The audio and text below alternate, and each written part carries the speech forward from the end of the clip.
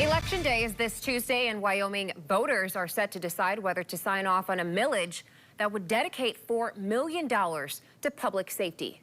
Amid recent violence in Wyoming, the mayor says the city doesn't have enough police officers and firefighters. News 8's Byron Tollison was at a news conference earlier this afternoon as the mayor gathered with residents and firefighters, calling on voters to say yes.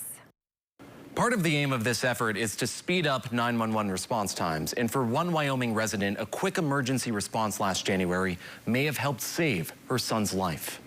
And I'm actually starting to shake here a little bit because it's just that upsetting. Lauren Goldke's worst nightmare was unfolding right before her eyes. Her 1-month-old, Emerson, not breathing. But it felt like hours in the moment because I was looking at my 1-month-old infant on the floor and he had lost all his color and he was motionless. I thought I was watching my baby die right in front of me.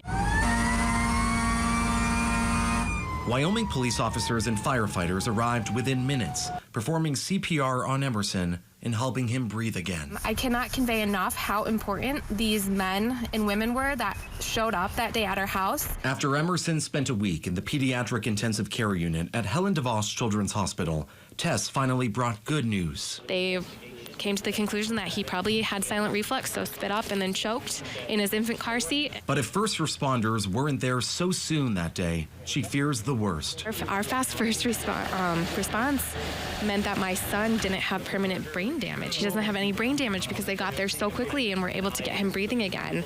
And that's what we need in our community. Now, Lauren is pushing the Wyoming community to vote yes this Tuesday on a proposal aimed to ensure quick emergency response times. The millage increase would dedicate $4 million to public safety and support the hiring of 27 new police officers and firefighters. Back to that response time, part of the problem is we haven't had all 4 of our stations open. This will enable that to happen. Mayor Kent Vanderwood says police have fewer officers today than in 2000, although the city's population has grown by 10%.